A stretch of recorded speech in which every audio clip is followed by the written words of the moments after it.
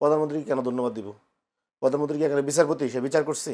জাতীয় নির্বাচনে যে অপোজিশন নারীদের উপরে হামলা এবং সহিংসতা করেছে, এর জন্য প্রধানমন্ত্রীর সাহস থাকলে দেখি একটা বিচার করে দেখা। ধৈর্যটা খুব দরকার আপনার, আর সরকারি দলের ধৈর্যটা আরো বেশি দরকার। জনাবদি শিশির, একটি ধর্ষণের ঘটনার রায়ের মধ্য দিয়ে আপনি কি মনে করেন যে বাংলাদেশে শিশু ধর্ষণের ঘটনা বা শিশু নির্যাতনের ঘটনা কমে আসবে যদি আপনাদের আসিফ মাহমুদ তিনি বলেছেন গত মাসে 84 জন ধর্ষণের শিকার হয়েছেন, তাহলে এই বাকি যারা ধর্ষিত হয়েছে বা ধর্ষণের ঘটনা ঘটেছে তাদের অবস্থা কি বা তাদের বিচারগুলো কি দ্রুত হবে বলে মনে করেন কিনা? আপনার ধর্ষণের ঘটনার পর বিরোধী দলের বিরুদ্ধে একটা অভিযোগ হয়েছে আপনারা এগুলো নিয়ে রাজনীতি করেন, আর সুষ্ঠু বিচার নিশ্চিত করবার ব্যাপারে আপনার সহযোগিতা কম করেন।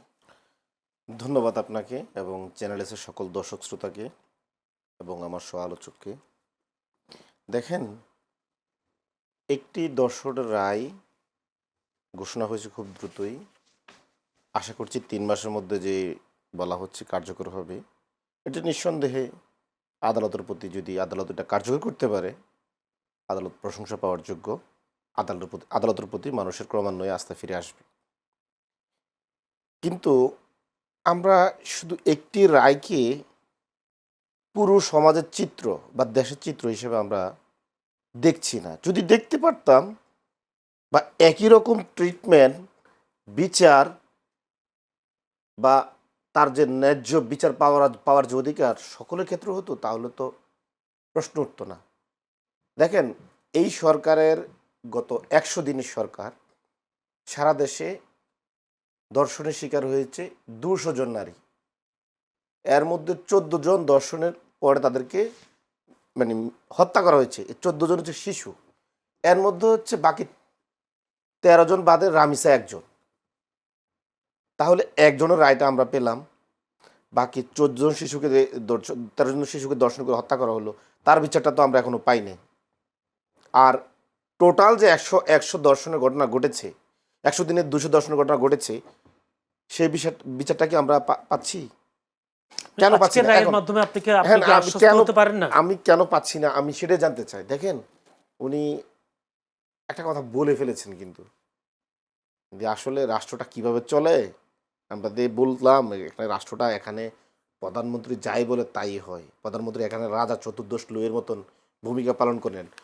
প্রধানমন্ত্রী কোন দিকে তাকান, ওই দিকে তাকাই থাকে বিচারপতিরা, এই দিকে তাকাই থাকে হচ্ছে বাকি সরকারের আমলা কামলা সবাই। সব প্রধানমন্ত্রী না তাকালে তারা তার থেকে বড় ঘটনা ঘটলেও ওগুলোর দিকে কর্ণপাত করেন না। আপনার এই বিচার ব্যবস্থা যদি শুধু রামিসার ঘটনাটা তাড়াতাড়ি রায় দিতে পারে, তাহলে এই যে নির্বাচনের আগে বিরোধী দলের নারী নেত্রীদের উপরে, নারী কর্মীদের উপরে যেভাবে হামলা এবং সহিংসতা হয়েছে, যৌন সহিংসতার হুমকি দেওয়া হয়েছে, শারীরিকভাবে আঘাত করা হয়েছে, তার একটারও কি বিচার করেছে সরকার? সরকার বাদ দেন, বিচার ব্যবস্থা করেছে? বিচার ব্যবস্থা তো তাদের ভাষায় স্বাধীন, স্বাধীন বিচার মানে আদালত তো করে নাই। তারপরে এখন যদি আমরা এখন বলি, হাতিয়ায় শুধু শাপলাগুলিতে ভোট দেওয়ার কারণে 3 সন্তানের জননীকে দর্শন করা হয়েছে। তারপরে বিএনপির অ্যাক্টিভিস্টরা এটাকে এত পরিমাণ রং চং মাখিয়ে বলছে এটা মিথ্যা অভিযোগ, এটা এই না সেই না। পরে আমরা দেখলাম স্থানীয় পুলিশ প্রশাসন, স্থানীয় আদালত সরাসরি বিএনপি দ্বারা মানে এখানে নিয়ন্ত্রিত হয়ে গেছে। পুলিশ প্রশাসন এখানে রিপোর্টে দিচ্ছে না, ডিএনএ টেস্টের রিপোর্ট দিচ্ছে না, আটকে রাখতেছে। মানে এটাকে যেভাবে ধ্বংস করে দেওয়া যায় আলামত। কেন? ঘটনা তো সত্য, এটা সত্য প্রতিষ্ঠিত হতে দেওয়া যাবে না। এটা নিয়ে ছাত্রদল, যুবদল, বিএনপি এমন কোনো মিথ্যা ক্যাম্পেইন নাই যে করে নাই। এটা হচ্ছে ওনাদের বিচারের নমুনা। এখন রামিসা বিচার, বাবা বিচার পাইছে, সেটা ঠিক আছে, কিন্তু বাকি যে রামিসার বাবারা যারা এখনো আদালতের দুয়ারে দুয়ারে ঘুরতেছে বিচারের জন্য, তারা কি বিচারটা পাচ্ছে? তো একটা ঘটনা দিয়ে পুরো রাষ্ট্রীয় ব্যবস্থা আমরা আমরা মনে করি না এটা মানে পুরো রাষ্ট্রীয় ব্যবস্থার উন্নতি হয়েছে। দেখেন, আর একটা কথা বললো যে আমরা নাকি প্রধানমন্ত্রীকে ধন্যবাদ দিব। প্রধানমন্ত্রীকে কেন ধন্যবাদ দিব? প্রধানমন্ত্রী কি এখানে বিচারপতি, সে বিচার করছে? প্রধানমন্ত্রী এখানে কি, প্রধানমন্ত্রী এখানে ভূমিকাটা কি? সে কি বিচারক? সে তো বিচারক না, সে তো প্রধানমন্ত্রী। সে বাকি সকল মন্ত্রীদের একজন মন্ত্রী, রাষ্ট্রের সর্বোচ্চ এক্সিকিউটিভ অর্ডার উনি মানে ফলো করে এবং সবাইকে একজোট ওঠার জন্য পালন করার জন্য ওনার দায়িত্ব। কিন্তু বিচার বিভাগ তো স্বাধীন। আমরা ধন্যবাদ দিলে আমরা এখানে কোর্টকে দিব। আমাদের কনস্টিটিউশনে স্পষ্ট বলা আছে, our supreme court is supreme over the parliament. তো এখানে আপনি তো বলে দিয়েছেন সুপ্রিম কোর্ট এখানে আপনার লেজিসলেটিভের উপরে অবস্থান করছে। কারণ আপনি এই রায়ের মাধ্যমে বিএনপির বিজয় বলে হয়েছে বলে মনে হয় না আপনার এই একটা রায়? আপনি কি তাহলে এটা কি বিএনপির আদালত নাকি দেশের আদালত? অবশ্যই দেশের তো অবশ্যই আদালত, কিন্তু প্রধানমন্ত্রী তো উদ্যোগ নিয়েছেন। আপনি বলতে পারেন যে বিএনপি যদি এই ধরনের রায় সহযোগিতা করে দেশের আইন শৃঙ্খলা পরিস্থিতি স্বাভাবিক হবে, দর্শনের হার কমবে, এটা একটা সরকারের জন্য একটা লাভজনক হবে। কিন্তু বিএনপি বিচারটা করছে, বিএনপিকে ধন্যবাদ দিতে হবে। তাহলে তো আমরা দলীয় বিচার।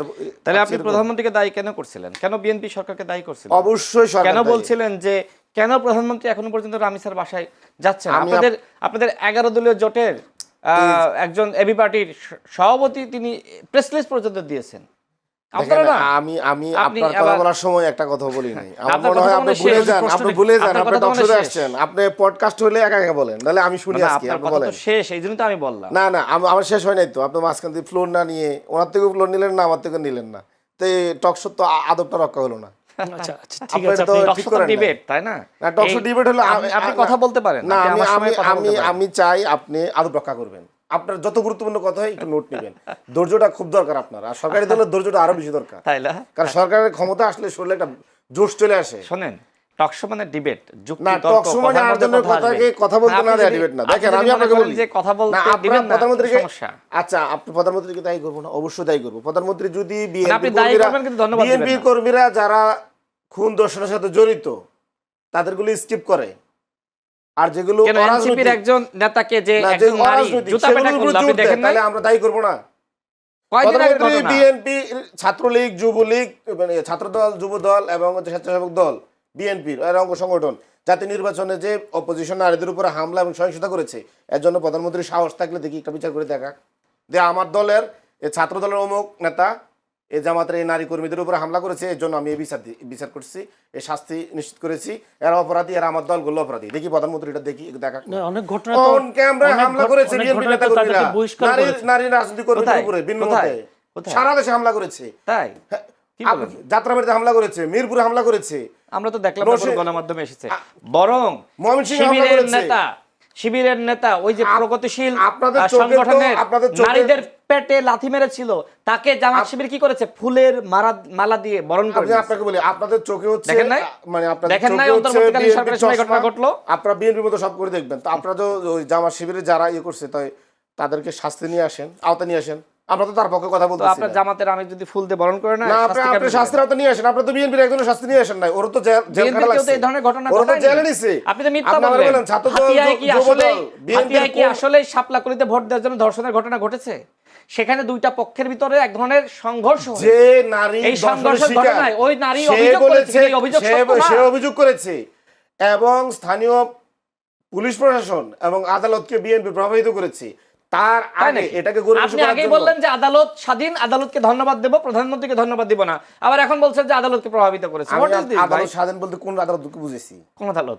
যদি আপনার হস্তক্ষেপ না করেন আদালত স্বাধীন। আচ্ছা, আসলে আর যদি আপনি কি প্রমাণ দেখাতে পারবেন যে শাপলাকলিতে ভোট দেওয়ার জন্য ধর্ষণ করেছে? এখনো পর্যন্ত কেন প্রমাণ হাজির করতে পারলেন না? আপনি কোন প্রমাণটা দেখতে চান? আপনি প্রমাণ আনেন। মানে প্রমাণটা কি আমি এখন ওই দর্শনকারীকে আর হচ্ছে যে দোষিত হয়েছে দুজন আপনার না সামনে না, নিয়ে আসবো? আপনি ধর্ষণ, এটা প্রমাণ। যে ধর্ষিত হয়েছে তাহলে কোন তাকে স্টাইলে দরকার প্রমাণ নেই। চান আপনি? কিন্তু কোন স্টাইলে প্রমাণ? এই যে একজন নারী অভিযোগ আমি করে কি সেটা হয়ে এখন যে যাবে? দর্শন করছে তার আপনার সামনে হাজির করবো নাকি দোষীদের হাজির করবো? না, কোনটা না, প্রমাণ? আপনি তো এটা রাজনীতি করেছেন।